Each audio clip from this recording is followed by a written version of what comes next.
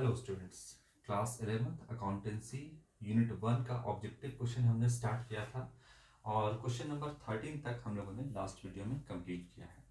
आज से हम स्टार्ट करेंगे इस वीडियो में क्वेश्चन नंबर 14 से। 13 तक हम लोगों ने कंप्लीट कर लिया है, क्वेश्चन नंबर 14 से कंटिन्यू करेंगे।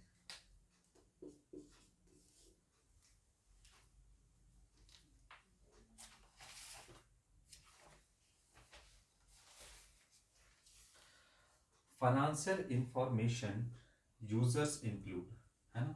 तो यूजर्स ऑफ अकाउंटिंग जो है वो कौन कौन होते हैं, बेसिकली ये कहने का इस क्वेश्चन का मतलब है। तो आपको यूजर्स ऑफ अकाउंटिंग मैंने बताया है, इंटरनल यूजर और एक्सटर्नल यूजर के बारे में। तो इसमें से सिर्फ पूछ रहा है कि फाइनेंशियल इंफॉर्मेशन यूजर्स इंक्लूड, तो इसमें से कौन कौन से जो है अकाउंटिंग का इस्तेमाल करते हैं, अकाउंटिंग के यूजर्स हैं। ऑप्शन ए कहता है आपका शेयर होल्डर्स,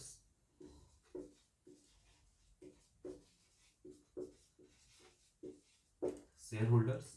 बी है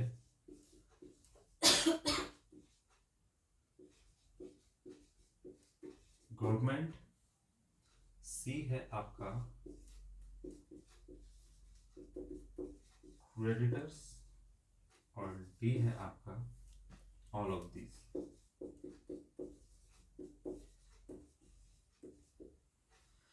अब पूछता है कि इसमें से जो यूजर्स ऑफ अकाउंटिंग यानी फाइनेंशियल इंफॉर्मेशन यूजर्स, इसमें से कौन कौन है। तो क्या शेयर होल्डर है, क्या गवर्नमेंट है आपका, है ना, क्या आपका क्रेडिटर है, या सारे लोग हैं। तो इसमें से सारे लोग जो हैं वो यूजर हैं आपके अकाउंटिंग के, अकाउंटिंग इंफॉर्मेशन के। शेयर होल्डर, शेयर होल्डर किसे कहते हैं, ये आपका कंपनी के केस में इस्तेमाल करते हैं शेयर होल्डर वर्ड का।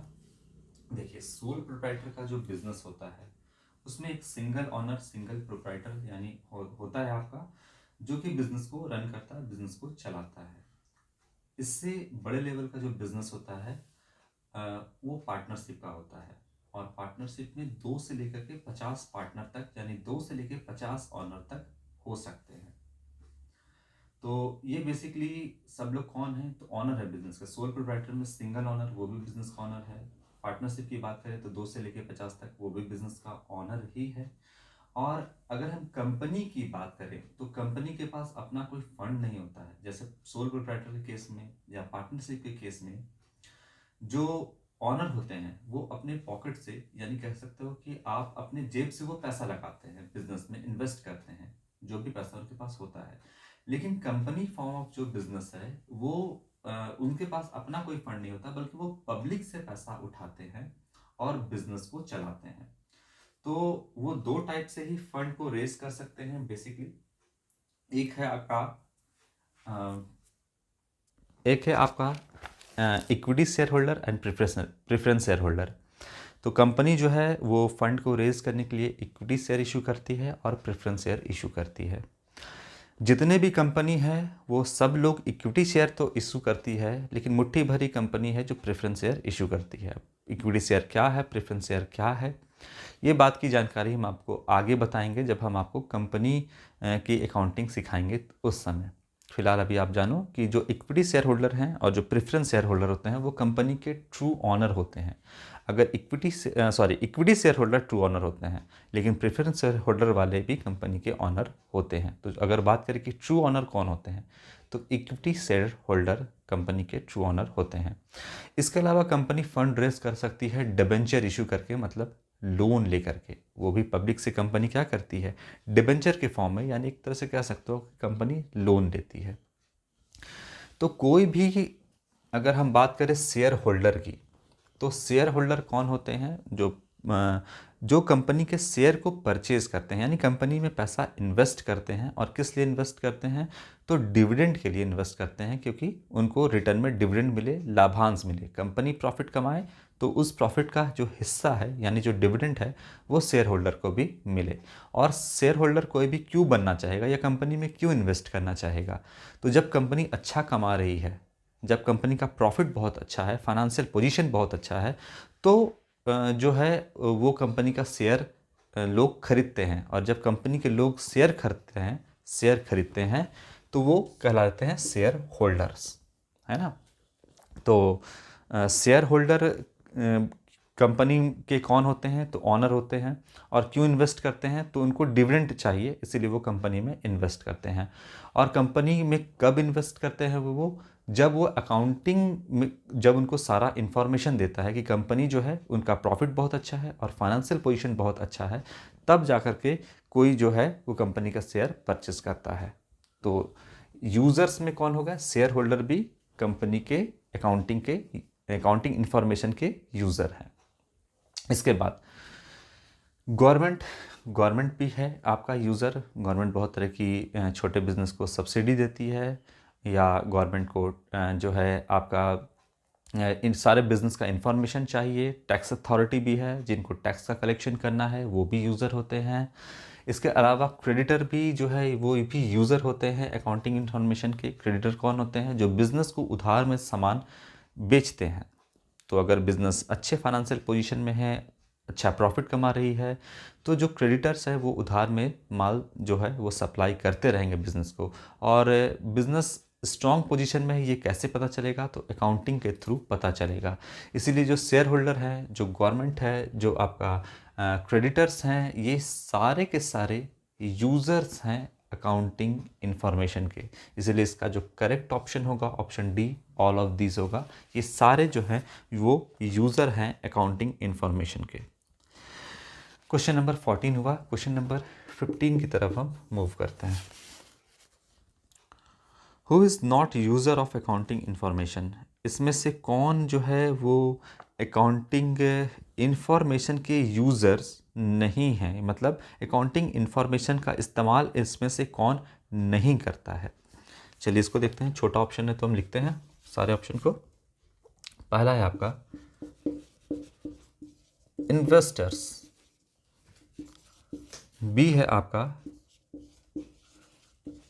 लेंडर्स, सी है आपका ऑनर्स, और ऑप्शन डी कहता है आपका माइनर्स, अवयस्क। तो आप अब इसमें देखते के साथ आपको पता चल रहा हो कि क्या करेक्ट ऑप्शन होना चाहिए। अगर आप इसके बारे में नहीं भी जानते हो फिर भी आपको करेक्ट ऑप्शन जो है एनालाइज करोगे तो आपको मिल जाएगा कि इसमें से कौन सा अकाउंटिंग इंफॉर्मेशन की यूज़र नहीं है। तो इन्वेस्टर तो यूज़र है, क्योंकि बिजनेस में इन्वेस्ट करना है। तो अगर इन्वेस्ट करना है तो क्यों इन्वेस्ट करना है, बदले में कुछ रिटर्न मिले, बदले में कुछ कमाई हो जाए। तो इसलिए इन्वेस्टर तो यूज़र हैं, क्योंकि अकाउंटिंग इंफॉर्मेशन से ही उनको सारा इन्फॉर्मेशन, सारी जानकारी मिलेगी कि बिज़नेस का क्या पोजीशन है, बिज़नेस का क्या प्रॉफिट एंड लॉस है। तभी कोई इन्वेस्टर बिज़नेस में इन्वेस्ट करना चाहेगा। इसलिए इन्फॉर्मेशन, जो अकाउंटिंग इन्फॉर्मेशन है उसका इस्तेमाल इन्वेस्टर करता है। इसीलिए इन्वेस्टर यूज़र है आपका अकाउंटिंग इन्फॉर्मेशन का। दूसरा है आपका लेंडर, यानी ऋणदाता, यानी जो आपका एक तरीके से उधार देता है, लोन देता है किसी भी बिजनेस को। तो लेंडर भी जो है वो आपका कब लोन देगा, तो तब देगा जब कोई बिजनेस जो है जिसका प्रॉफिट बहुत अच्छा है और स्ट्रॉन्ग फाइनेंशियल पोजीशन में है, तभी कोई लेंडर जो है वो ऋण यानी कर्ज बिजनेस को देगा। और कैसे पता चलेगा कि बिज़नेस जो है स्ट्रॉन्ग फाइनेंशियल पोजीशन में है या बिज़नेस का प्रॉफिट अच्छा है, तो वो पता चलेगा अकाउंटिंग इंफॉर्मेशन से, अकाउंटिंग से पता चलेगा। इसलिए लेंडर भी जो है वो क्या है, यूज़र्स ऑफ अकाउंटिंग है। इसके बाद ऑनर। अब ऑनर के बारे में तो कुछ कहना ही नहीं है। ऑनर को सारा इन्फॉर्मेशन चाहिए बिज़नेस के बारे में, क्योंकि वो बिज़नेस का मालिक है और बिज़नेस का मालिक को हर एक चीज़ का इन्फॉर्मेशन होना ज़रूरी है। और ये इन्फॉर्मेशन और कोई नहीं बल्कि अकाउंटिंग से ही सारा इन्फॉर्मेशन ऑनर को मिलता है। तो आपका इन्वेस्टर भी जो है वो यूज़र है, लेंडर भी जो है वो यूज़र है, ऑनर भी जो है वो यूज़र है अकाउंटिंग का, क्योंकि बिज़नेस प्रॉफिट में जा रहा है, लॉस में जा रहा है, क्या फाइनेंशियल पोजीशन है, सारा इन्फॉर्मेशन ऑनर को चाहिए। तो आपका ऑनर भी जो है वो बिज़नेस का यूज़र है। लेकिन माइनर को क्या मतलब है, माइनर यानी अवयस्क। एक छोटा बच्चा है जो 18 साल से कम का है, तो बेसिकली उसको क्या मतलब है, वो तो अभी छोटा है, अवयस्क है, तो उसको जो है अकाउंटिंग इन्फॉर्मेशन से बेसिकली कोई मतलब नहीं है। तो यहाँ पर इसका करेक्ट ऑप्शन जो है वो माइनर होगा। चलो क्वेश्चन नंबर 15 के बाद क्वेश्चन नंबर 16 की तरफ हम मूव करते हैं।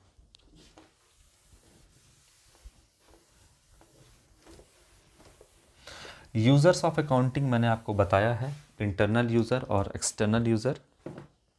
यूनिट 1 में भी मैंने आपको बताया है, यूनिट 1 में ही मैंने आपको बताया है, वो आप देख लोगे तो ये सब जितना भी आपका क्वेश्चन है उसका आप करेक्ट ऑप्शन आराम से चूज़ कर लोगे।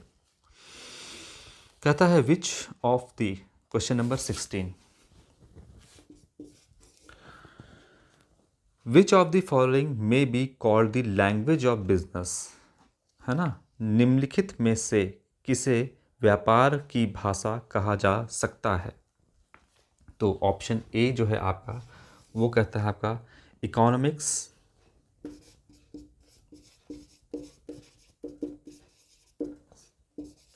बी कहता है आपका स्टैटिस्टिक,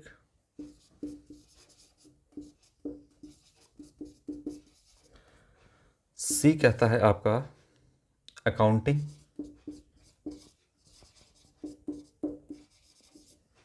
और ऑप्शन डी है आपका इंग्लिश। तो इसमें से क्या कहता है कि कौन सा जो है वो बिज़नेस का लैंग्वेज है, यानी बिज़नेस की भाषा कौन बोलता है इसमें से। तो इसमें आपको ज़्यादा सोचना नहीं है, बिज़नेस की जो भाषा बोलता है वो अकाउंटिंग है। यानी अकाउंटिंग जो है वो बिज़नेस के हर एक ट्रांजैक्शन को, हर एक इवेंट को रिकॉर्ड करता है। इसीलिए यहाँ पर जो है आपका करेक्ट ऑप्शन सी होगा accounting. Which of the following may be called the language of business. तो अकाउंटिंग जो है उसको बिजनेस का लैंग्वेज कहा जाता है। इसमें से ना ही आपका इकोनॉमिक्स होगा, ना ही आपका स्टैट होगा, ना ही आपका इंग्लिश होगा, बल्कि करेक्ट ऑप्शन है आपका सी अकाउंटिंग। चलिए इसके बाद हम मूव करते हैं क्वेश्चन नंबर 17 की तरफ। Accounting records transaction in terms of. अब अकाउंटिंग जो है वो सारे ट्रांजैक्शन को रिकॉर्ड करता है, लेकिन किस टर्म में करता है ना। तो ऑप्शन ए क्या कहता है आपका, ऑप्शन वाइज देखते हैं हम। कमोडिटी यूनिट में, बी कहता है मॉनेटरी यूनिट्स, सी कहता है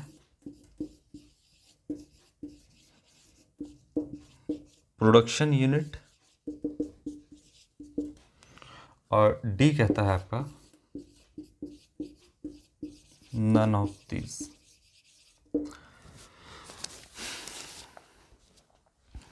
तो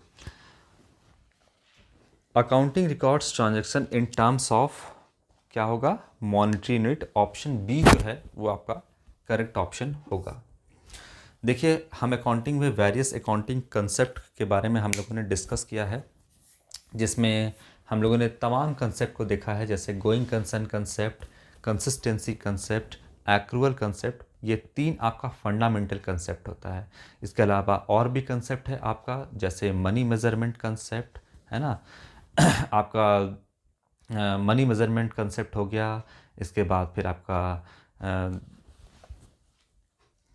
हिस्टोरिकल कॉस्ट कंसेप्ट हो गया, इसमें मनी मेजरमेंट कंसेप्ट हो गया, एक्रूअल, ये सारा आपका कंसेप्ट है। तो देखिए जो भी हम ट्रांजैक्शन को रिकॉर्ड करते हैं वो इन टर्म्स ऑफ मनी में करते हैं।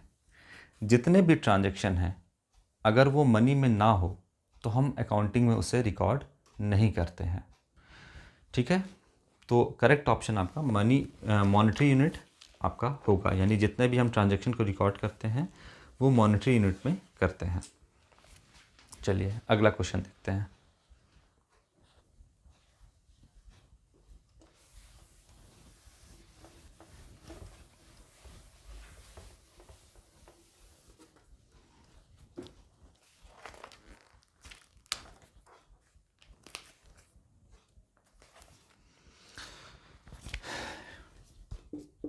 Question number 18। तो अलग अलग जो आपका कंसेप्ट है मैंने आपको बताया था, going concern concept, accrual concept, consistency concept, ये 3 आपका फंडामेंटल कंसेप्ट हो गया। इसके अलावा मनी मेजरमेंट कंसेप्ट हो गया, हिस्टोरिकल कॉस्ट कंसेप्ट हो गया, रेवेन्यू रिकग्निशन कंसेप्ट हो गया। ये तमाम चीज़ें भी हम लोगों ने देखा है। क्वेश्चन नंबर 18 कहता है the limitation of accounting are, क्या लिमिटेशन है अकाउंटिंग का। ऑप्शन नंबर ए सबसे पहला कहता है बेस्ड ऑन हिस्टोरिकल कॉस्ट। एक आपका पढ़ा था मैंने हिस्टोरिकल कॉस्ट कंसेप्ट, उसमें हम लोगों ने पढ़ा था हिस्टोरिकल कॉस्ट कंसेप्ट या कॉस्ट कंसेप्ट हम कह सकते हैं इसे, यानी जितने पर आपने कोई एसेट परचेस किया है आपको उसी वैल्यू पर रिकॉर्ड करना है, भले ही उसका मार्केट वैल्यू कुछ भी हो। अगर आपने 1 लाख का कोई मशीनरी खरीदा है तो 1 लाख पे आप उस पर रिकॉर्ड करोगे, भले ही उसका करंट वैल्यू जो है वो 90,000 है या 1,10,000 हो गया हो। आपने 1 लाख में खरीदा है तो 1 लाख पे ही रिकॉर्ड करोगे, और जितना भी इसमें ट्रांजैक्शन है वो अकॉर्डिंग टू आपका हिस्टोरिकल कॉस्ट कंसेप्ट या कॉस्ट कंसेप्ट, कॉस्ट प्राइस पर ही आप इसे रिकॉर्ड करते हो। तो क्या ये एक लिमिटेशन है? बिल्कुल ये एक लिमिटेशन है आपका, क्योंकि मार्केट वैल्यू से कोई मतलब नहीं होता ना। देखिए आप किसी बिल्डिंग को अगर 1 लाख में खरीदे तो 1 लाख पर ही आप डेप्रिसिएशन को चार्ज करना स्टार्ट करोगे। अब मार्केट में हो सकता है बिल्डिंग का वैल्यू जो है वो ज़्यादा हो जाए, इससे मतलब नहीं है। आपका अकाउंटिंग में वो 1 लाख पर ही दिखेगा और 1 लाख से उसका वैल्यू घटता जाएगा डेप्रिसिएशन चार्ज करने से। अगर मान लीजिए कि आपने कोई लैंड परचेस किया है ना, 10 लाख रुपए का, तो 10 लाख ही उसका वैल्यू दिखेगा, और लैंड पे तो आप डेप्रिसिएशन भी चार्ज नहीं कर सकते। तो कहने का मतलब है कि हिस्टोरिकल कॉस्ट कंसेप्ट जो है जितने में खरीदा है आप उसी पे रिकॉर्ड करोगे, लेकिन अकाउंटिंग जो है ये कहता है कि उतने पे आप रिकॉर्ड करोगे, लेकिन मार्केट वैल्यू उसका कुछ और हो सकता है। तो इसका क्या मतलब है? इसका ये मतलब है कि मार्केट वैल्यू कुछ और है और अकाउंटिंग में जो इन्फॉर्मेशन दिख रहा है, जो बैलेंस शीट में सारा इन्फॉर्मेशन दिख रहा है वो कुछ और है। तो दोनों के बीच में डिफरेंस है। तो ये कहीं ना कहीं एक लिमिटेशन ही है अकाउंटिंग का, कि हम जिस कंसेप्ट का इस्तेमाल कर रहे हैं वो हमको एग्जैक्ट और करेक्ट जानकारी तक नहीं दे रहा है। तो ये एक लिमिटेशन है, लेकिन फिर भी हम इसका इस्तेमाल करते हैं। फिर कहता है आपका बी जो है ऑप्शन, वो कहता है इन्फ्लुएंस्ड बाय पर्सनल जजमेंट। हाँ बिल्कुल इन्फ्लुएंस करता है पर्सनल जजमेंट। जैसे कि डेप्रिसिएशन जो हम चार्ज करते हैं किसी भी टैंजिबल फिक्स एसेट पर, तो उसका अलग अलग मेथड होता है डेप्रिसिएशन को चार्ज करने का, और अलग अलग मेथड जो है वो अलग अलग रिजल्ट देता है डेप्रिसिएशन का।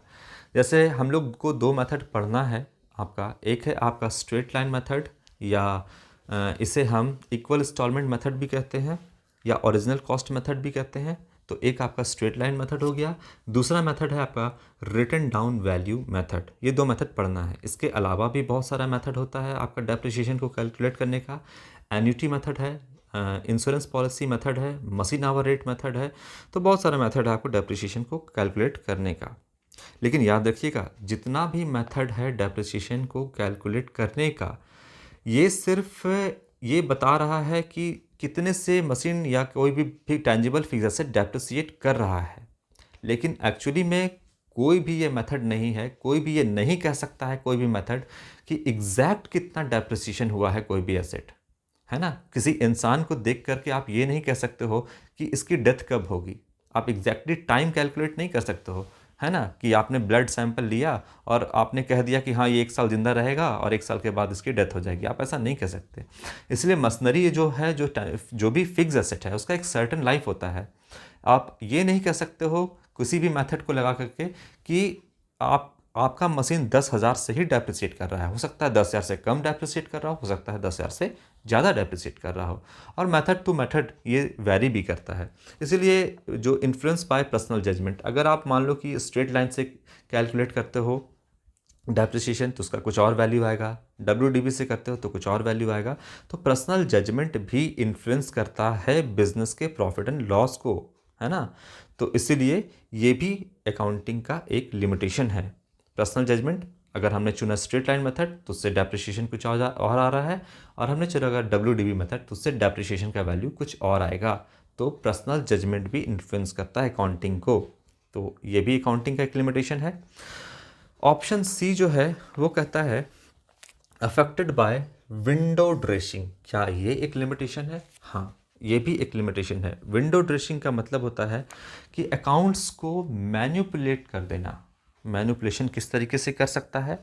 तो इस तरीके से आप कर सकते हो कि जो नॉन परफॉर्मिंग एसेट है उसको भी अपने एसेट की कैटेगरी में शामिल कर लेना, है ना। जैसे आप किसी स्कूल के या किसी कॉलेज के प्रोस्पेक्टस में जब आप देखते हो तो आप देखते हो कि यहाँ पर ये फैसिलिटी है, लेकिन जब आप एडमिशन लेने के बाद उस कॉलेज या किसी स्कूल में जाते हो तो सच्चाई आपको कुछ और दिखता है। मान लीजिए कि किसी स्कूल के या किसी कॉलेज के प्रोस्पेक्टस में लिखा है कि यहाँ 50 कंप्यूटर है, लेकिन आप जाकर देखोगे तो पता चलेगा कि 50 में से 45 तो ख़राब हैं।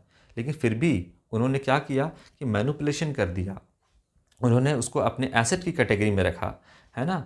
उसी तरीके से अकाउंट्स में मैनिपुलेशन होता है जिसे हम विंडो ड्रेसिंग कहते हैं। मैनिपुलेट कर दिया गया है, जो आपका एसेट है वो एसेट को बढ़ा चढ़ा कर दिखाना, लायबिलिटी को घटा करके दिखाना, ताकि जो बिज़नेस है वो स्ट्रॉन्ग फाइनेंशियल पोजीशन में दिखे।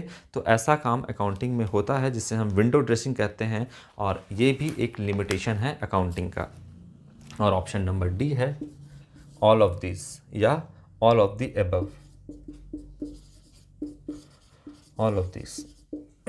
तो आपका करेक्ट ऑप्शन होगा क्वेश्चन नंबर 18 का ऑल ऑफ दिस। बोलता है limitation of accounting are based on historical cost. A number कहता है हाँ ये भी लिमिटेशन है। बी कहता है आपका इन्फ्लुएंस्ड बाय पर्सनल जजमेंट, ये भी लिमिटेशन है। सी कहता है अफेक्टेड बाय विंडो ड्रेसिंग, ये भी आपका लिमिटेशन है। Option D all of this आपका करेक्ट ऑप्शन होगा क्वेश्चन नंबर 18 का।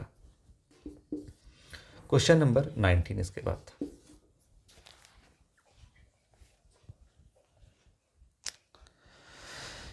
Which of the following item is not financial in nature. इसमें से कौन सा जो है वो फाइनेंशियल नेचर का नहीं है? ठीक है, चलो। ऑप्शन नंबर ए कहता है आपका परचेज्ड कार ऑन क्रेडिट,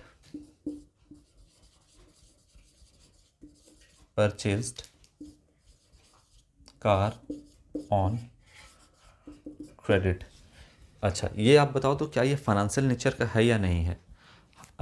जो उधार में एक कार परचेस किया है बिजनेस ने, क्या ये फाइनेंशियल नेचर का है या नहीं है?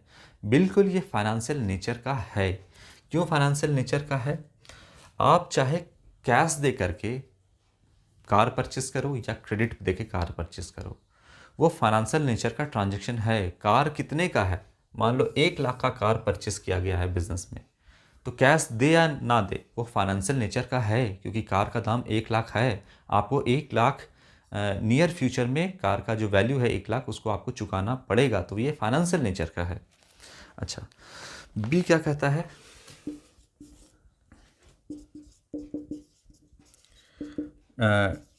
Dismissed an employee from job. क्या ये फाइनेंशियल नेचर का है, डिसमिस कर देना किसी एम्प्लॉय को जॉब से? तो ये देखिए, ये जो है आपका फाइनेंशियल नेचर का नहीं है। आप किसी एम्प्लॉय को निकाल देते हैं उसके जॉब से, एक कर्मचारी को नौकरी से अगर आप हटा देते हैं तो ये कोई फाइनेंशियल नेचर का नहीं है। ये आपका करेक्ट ऑप्शन होगा। चलिए आगे भी देख लेते हैं। सी क्या कहता है? सी कहता है withdrawal of money by proprietor for his personal use. अगर जो प्रोप्राइटर है, जो ऑनर है बिजनेस का, वो क्या करता है तो अपने पर्सनल यूज़ के लिए मनी विड्रॉ कर लेता है बिजनेस से, तो क्या ये फाइनेंशियल नेचर का ट्रांजैक्शन है? बिल्कुल है। ऑनर जो है बिजनेस से अगर कोई भी सामान, चाहे वो एसेट हो, गुड्स हो या फिर मनी हो, वो निकालता है तो ये फाइनेंशियल नेचर का है ना। ऑनर अपने पर्सनल यूज़ के लिए कुछ भी बिजनेस से निकालता है तो वो फाइनेंशियल नेचर का है। और यहाँ पे कह रहा है कि मनी निकाला है, तो हाँ ये आपका फाइनेंशियल नेचर का ट्रांजैक्शन है। ऑप्शन डी जो है वो कहता है purchase building for cash, purchase building for cash. तो क्या बिल्डिंग का परचेस करना कैश में ये फाइनेंशियल नेचर का है? हाँ बिल्कुल फाइनेंशियल नेचर का है। क्रेडिट में भी परचेस करना फाइनेंशियल नेचर का है। मान लो 10 लाख का बिल्डिंग कैश में परचेस किया तो भी ये फाइनेंशियल नेचर का है। अगर 10 लाख का बिल्डिंग उधार में परचेस किया है तो भी ये फाइनेंशियल नेचर का है। तो ये सारा आपका फाइनेंशियल नेचर का है, लेकिन इसमें से कौन सा फाइनेंशियल नेचर का नहीं है? तो dismissed an employee from job, job से एक एम्प्लॉय को निकाल देना, ये आपका फाइनेंशियल नेचर का ट्रांजैक्शन नहीं है। तो क्वेश्चन नंबर 19 हम लोगों ने देखा। अब चलिए मूव करते हैं क्वेश्चन नंबर 20 की ओर।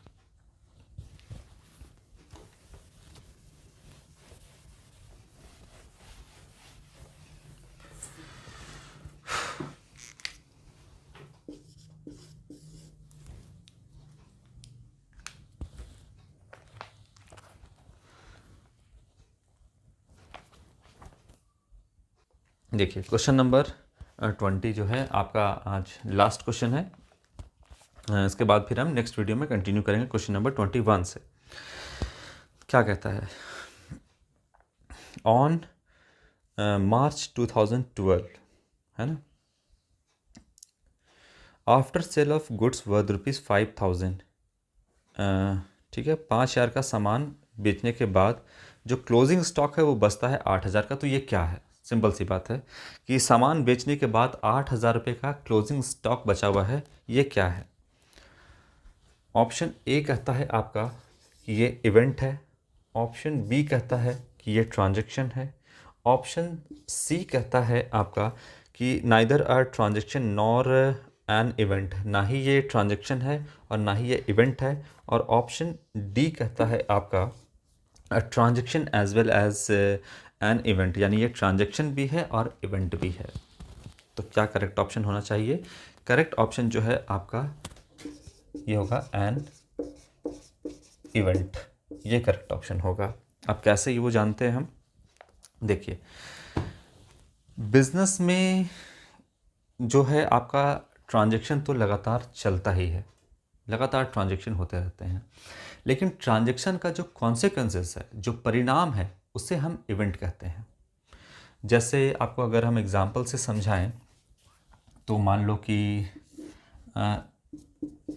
कॉस्ट प्राइस पर 1 लाख का कॉस्ट का गुड्स है बिजनेस में, जिसमें से 1 लाख का तो नहीं, लेकिन 60,000 के कॉस्ट का जो सामान है, जो गुड्स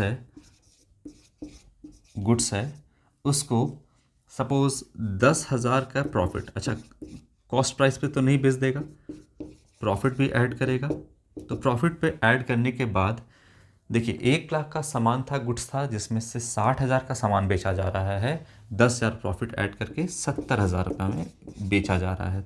ठीक है, सेल कितना में गया? सेलिंग प्राइस लिखते हैं कितना है आपका? 70,000 रुपया, है ना। और गुड्स जो है 1 लाख का, वो क्या किया गया था? परचेज किया गया था कॉस्ट का 1 लाख रुपए का, और जिसमें से 60,000 का सामान 10,000 के प्रॉफिट पे बेचा गया, यानी 70,000 में बेचा गया। देखिए 1 लाख का सामान में से आपका 60,000 का जो सामान है वो बेचा जा रहा है। तो बताइए कि 60,000 का सामान, यानी 60,000 का सामान साल भर में बेचा गया, तो बताइए कि कितने का साल के अंत में स्टॉक बचेगा? 40,000 रुपये का, क्योंकि 1 लाख में से 60 का बेचा गया साल भर में, तो 40,000 का क्या बच गया सामान? इसे क्या कहेंगे हम? क्लोजिंग स्टॉक कहेंगे। इसे हम क्या कहेंगे? 40,000 का सामान को क्लोजिंग स्टॉक, जो साल के अंत में जो सामान नहीं बिका और जो बिजनेस में, व्यापार में पड़ा रह गया, उसे हम कहते हैं क्लोजिंग स्टॉक। अब आप समझिएगा कि ट्रांजैक्शन और इवेंट के बीच में क्या डिफरेंस है। देखिए ट्रांजैक्शन जो है वो हो गया, हमने सामान परचेज किया 1 लाख का, ये एक ट्रांजैक्शन है। हमने सामान बेचा 70,000 रुपये का, ये भी एक ट्रांजैक्शन है। तो देखिए ना, हमने किया क्या? हमने सामान खरीदा और हमने सामान बेचा, हमने यही तो किया ना। इसके अलावा हमने कुछ और किया नहीं। हमने सामान खरीदा, हमने सामान बेचा। तो खरीदना भी ट्रांजैक्शन है, बेचना भी ट्रांजैक्शन है। लेकिन इस ट्रांजैक्शन का कॉन्सिक्वेंसेस, यानी परिणाम क्या हुआ कि हमें 10,000 रुपये का प्रॉफिट हो गया। क्या इस प्रॉफिट के लिए हमने कुछ अलग से किया? हमने खरीदा और बेचा, बस हमने यही तो किया। लेकिन इसका कॉन्सिक्वेंसेस क्या हुआ कि 10,000 का प्रॉफिट हो गया। इसके लिए हमने कुछ भी नहीं किया, तो ये प्रॉफिट आपका कहलाएगा इवेंट। ये आपका इवेंट है, ये ट्रांजैक्शन नहीं है ना। ट्रांजैक्शन का कॉन्सिक्वेंस, परिणाम क्या है? प्रॉफिट है, जिसके लिए हमने कुछ भी नहीं किया। तो ये आपका कहलाएगा इवेंट, और इवेंट भी आपका मॉनेटरी टर्म में होना चाहिए।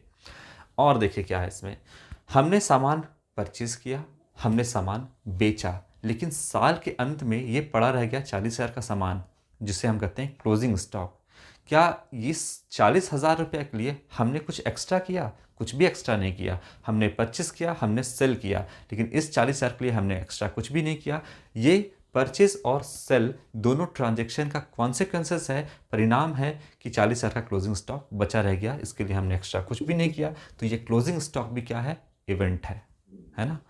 तो इवेंट का मतलब आपको समझ में आ गया, जो कि ट्रांजैक्शन का कॉन्सिक्वेंसेस है, जो परिणाम है, उसे हम यहाँ पर इवेंट कहते हैं। तो कहता है यहाँ पर कि हमने सामान जो है 2012 में बेचा 5,000 का सामान, और 8,000 का सामान यानी क्लोजिंग स्टॉक बचा रह गया। तो वो क्लोजिंग स्टॉक चाहे जितने का भी हो, वो क्या है? आपका इवेंट है। तो ऑप्शन नंबर ए आपका करेक्ट ऑप्शन होगा।